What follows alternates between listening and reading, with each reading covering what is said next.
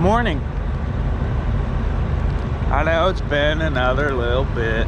I got one video that you probably had just seen that I put up that started from earlier this week, and then I'm making this one on Saturday. So there's a bit of a break in between. So real quick recap of what's been going on. You last saw me going into the Naval Air Base in Norfolk. I went to pick up a load there. It was a single steel pipe, and it was in a cardboard box. It was 21 feet long, weighed 700 pounds. Took that up to Mechanicsburg, to the air base up there. Was it Naval Supply Activity Center or whatever. Took that over there, and then from there I went and picked up my favorite marble slabs. Picked up 28 of them, had 8 stops around the DC area, and that was my Friday. It was one busy Friday, but I ended up getting them all dropped off towards the end of the day. About 3:30, 4 o'clock is when I got done, and ended up actually finding myself a weekend load. And by weekend load, well, it's that thing. I got a trailer. So this trailer picked up over just outside of Dulles Airport, and it's going up to Camden, New Jersey. And inside we have bunk beds, or cots, basically disaster relief beds. And so this is going up there somewhere right along the water. I think it's actually going to a dock per se, and I don't know if it stages there or if they're using them there, but that's where it's being dropped off. And so it was a quick and easy load because it picked up where I was sitting when I got done, so it just made sense to me to go get it. But it's a simple trailer. It doesn't weigh that much. 2 5/16 ball. Pole's great. It's putting me right at 65 feet max length, so I am legal. The only problem with trailers like these is obviously I'm the same length as a semi, but I can't turn like a semi. The semi can jackknife itself and turn around in a very small area. I can't do that because the truck is longer, so I have to be kind of cautious on where I go. Like this little rest stop here, I'll show you. I'm in Delaware right now, off of 301. This is the 301 Travel Plaza. It's a really cool little rest stop, or truck stop. It's down over here, just across the state line from Maryland and Delaware. And see, there's some truck parking here. There's a dirt lot back there, but I'm sort of tucked away in the corner here. And I got in here pretty late last night. I think I rolled in at 8:30, almost 9 o'clock. So most of the spots were taken, but not all of them. But because it was dark and I can't maneuver like everyone else, I just shoved myself along the side here. I was out of the way, so it works. Plus, it kept me away from all the noisy trucks. And I was able to sleep with my truck off, just open the windows, and I slept really good. So it's like 9 o'clock right now, or 8:30 right now. I'm gonna call the customer here in a little bit. I can deliver today, so that's what I'm gonna try to do. I'm about an hour away from where I need to go, so we'll drop this off, and then I booked a hotel room again. I did pretty good this week, so I don't mind spending the money. Booked a hotel room again, and I'm gonna do some work on the truck. This lift axle here, it is a self-steering lift axle. So that means when I go to reverse, because it's on a caster system, it automatically picks up. Well, I ordered a kit that showed up, and I have it with me. It's a reverse lockout, and basically it ties in somewhere there around the tie rod and whatnot. I guess you could call it the tie rod or something, I don't know, but it ties in there. And when you put it in reverse, instead of using the signal to automatically lifts it, it will put in a signal to apply these pins that will go into a bracket that I'll install, and it will lock out the steering. That way I can reverse with the axle down, because when I'm loaded and I have to reverse and lift that axle, I also have to drain the rear airbags because it'd be overweight and I don't want to blow out the airbags, and so that puts my back bumper pretty low. So already it's low enough. Like, here's my leg, and like that foot is about right here. So my hand, that's a little over about 7 inches, 8 inches maybe. And so when I have the airbags deflated, it sits pretty low. That means any sort of rise or whatever, I drag the ass in. So it'd be nice to not have to drain the airbags. I'll just have to watch turning. They'd scrub a little bit, but that's no big deal. But I think it's a good trade-off. So I'm gonna try to get that installed this weekend and see how that goes. Hopefully it's pretty easy. It didn't look too bad looking at the installed instructions, so we'll find out. But I don't have anything for Monday, so I'm not sure what I'm doing then yet, but I told the guy that I run the marble slabs for that I'll be available. So if he happens to get something, let me know. Maybe I'll do them again. I'm not a huge fan of them. It is a lot of work, especially when you get a lot of stops, but they pay good, so that's why I do them. But anyways, that was that. Give you one more look at this little truck stop here. Again, this is the 301 Travel Plaza, right off of Highway 301, which is right there. We're in Delaware. Maryland state line's just down that way, about 2 miles. It's a nice place to go because it's quiet. It's easier to find parking out this way than to try the Flying J and the TA over there in between Philly and Baltimore. It's a quieter way to go. The road's smoother.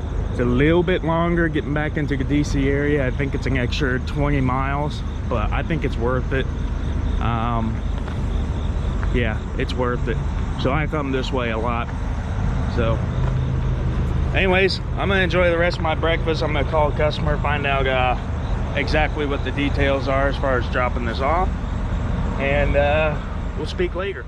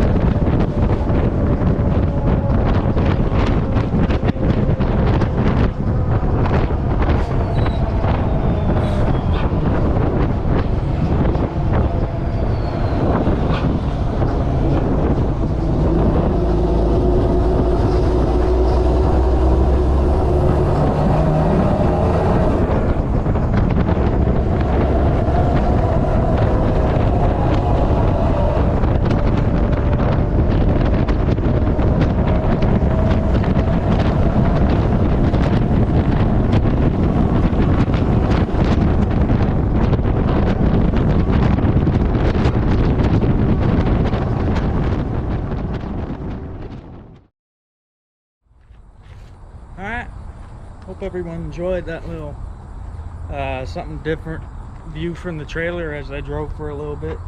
Reality, I just got on the freeway, and then the next exit I got off and took the camera off. I didn't trust it sitting there. That trailer was aluminum, but there was something metal behind it, so the magnet would stick, but not very well. So I didn't want to drive down the highway for a long time and lose my GoPro. So that's that. Anyways, we're at a Super 8 right now, and I'm getting ready to get to work on that lockout kit. The first thing I noticed, I'll show you here in a little bit, but the first thing I noticed is that it came with everything to install the kit, but it did not come with air lines or electric hookup for the switch and stuff like that. So I'm going to be able to install it, but I won't be able to use it. So that's what I'm going to at least do, get it on there. That way I don't have the box taking up all the room in my truck. But putting on the coveralls, even though it's like 85-90 degrees right now, it's actually pretty warm. Putting on the coveralls, because down there nothing but black soot everywhere. So try to keep these clothes are clean. I'm gonna get sweaty, so I don't know if they're gonna be wearable after this, but still try to keep them clean. Oh, there's my arm. Oops. So let me show you what's going on. Yeah, like I said, I'm at the Super 8 now. I've stayed here before. It's just before, what is that, 95 or something? I don't even remember. Freeway's over there. Bridge going over the river back into Maryland, just that way. This is exit 2. Staying here. Let me pull out the old phone. So 295. Exit 2 in deep water. I don't know how well you can see, but there's Delaware Memorial Bridge right down there at the Super 8. Good hotel. Stayed here before. It's actually nice and clean. I like it. So I'll be here for today and tomorrow. Get back out on Monday. But anyways, let me show you what we got. So this is what all comes with it. Here, let me sit you down.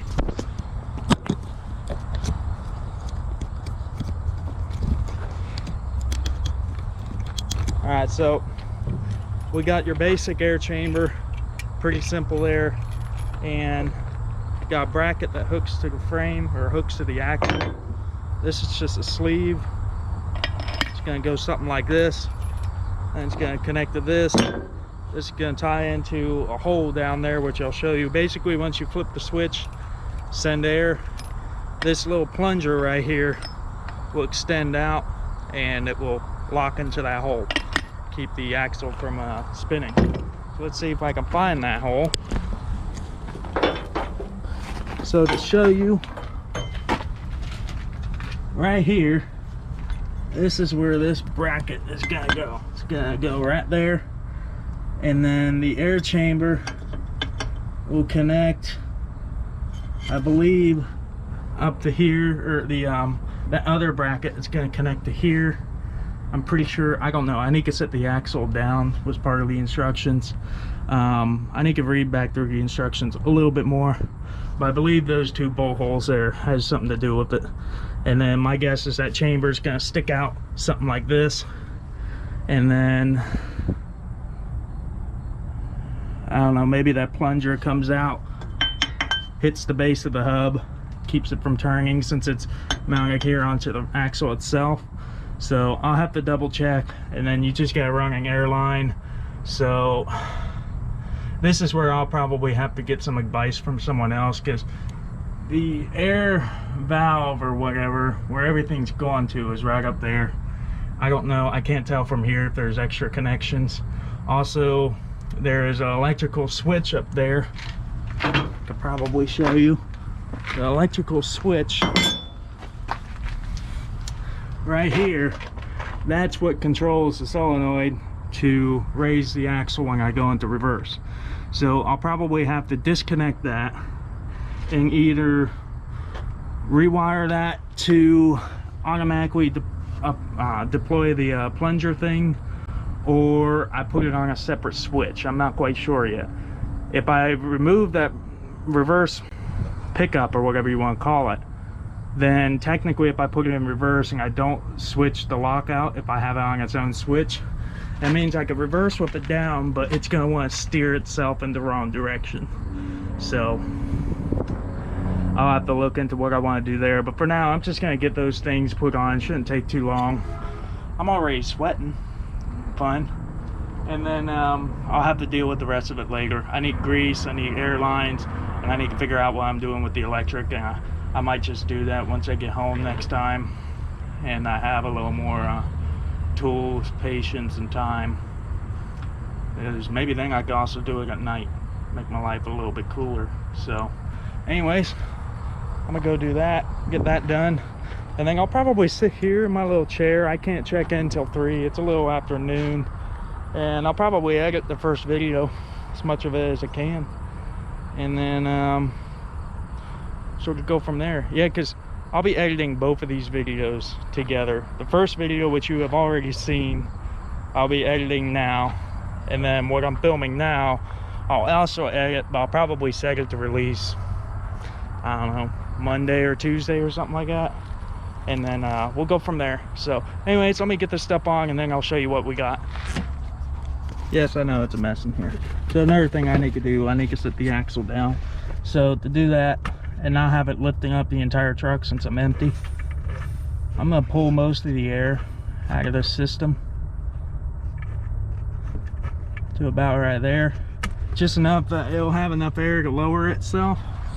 And yeah, so I'm gonna come over here, and then I have to have the key on, so there's gonna be beeping noises in the background. Probably roll up these windows, so we'll do that. Yeah, I have to leave the truck on because once I shut the key off, it will automatically raise. So maybe that's another thing I'll fix. All right, so the switch is down, or I flipped the switch, but I guess I don't have enough air.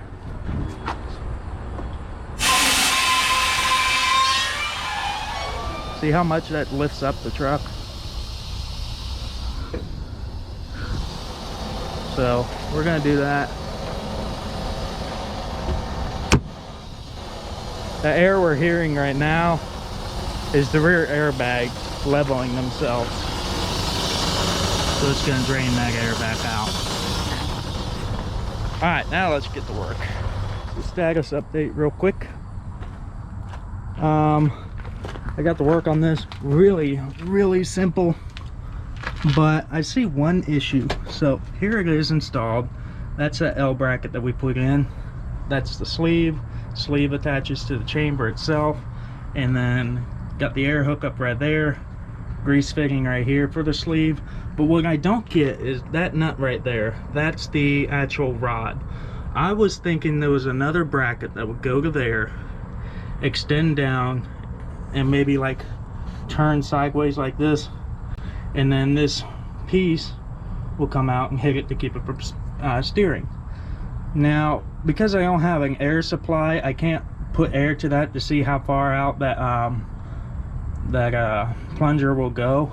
But even if it comes out, I really can't tell for sure, but I think it's going to, if it extends all the way out this way, it's going to hit about right there where my finger is, and about that much contact, I think. I could be wrong, I can't really tell, but that's what it looks like. I know you're supposed to be able to adjust this nut to see how far it goes, or how far it'll extend out, because another thing I'll have to do is, once I get the other one on way over there, I'll have to make sure that when I turn, it doesn't bump into this to begin with. And actually, now that I think about it, it does still need to turn. So if there was a bracket that came here and stuck there, it'd bump it pretty quickly. So maybe that is right. It doesn't look like it lines up very good with that, but maybe that's the way it does. I don't know. I'm hot and sweaty. Good times. So yeah, this is the simple setup. It basically bolts to the frame there. It just drops down. It's its own individual axle. Uses very basic 2-ply airbags. I think they even use those on like the 13 and 15,000 pound axles. So technically this does have a higher capacity. What's limiting it is the hubs. These hubs are only 8 lug. So those are only 8 lug hubs, and they're probably really only good for about 10 to 11,000 pounds. The axle tube looks like it might be good for more. I'm not sure, but it's pretty basic setup. You got a shock absorber here. These are just to keep it from wobbling around when you're driving. So usually if you ever see a lift axle that is wobbling around, it's because those shocks are bad. They do make mounts for these to add a vertical shock absorber. I do not have those, and I don't think I really need them. But yeah, that's that. I can tell installation is pretty simple, but if you're gonna do it, you're gonna need to drill through the frame, because you got some pretty heavy duty bolts you gotta put in there. You can see up there they had the notch around one of the factory studs. But yeah, in case you're curious, that is the part number if you wanted to order one on your own. And yeah, airlines all come around here. You can see how much soot this truck blows out, because these are purple. That's all soot. Some road dirt, but mostly soot. And then airlines are there. So yeah, that's the other thing I need to figure out, is airline situation. But that's that. I'm gonna go do the other one and call it good. But I think I'm gonna end this right here. You guys get the idea. That's basically it. You guys also know my plan for tomorrow, so I think I'm gonna sign off, and I will talk to you guys later. And I appreciate y'all for watching. Slowly starting to gain an audience. I know the few people that are out there that look forward to my videos, and I appreciate it.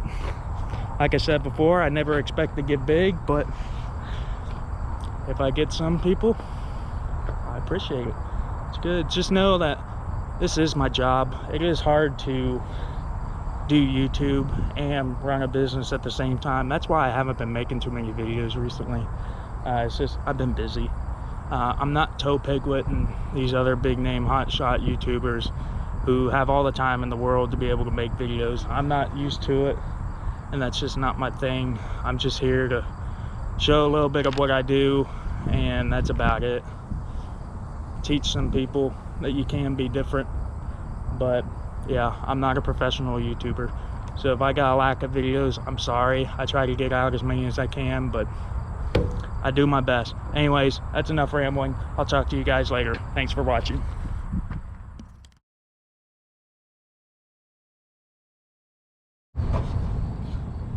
Those bastards set me the wrong size bolt.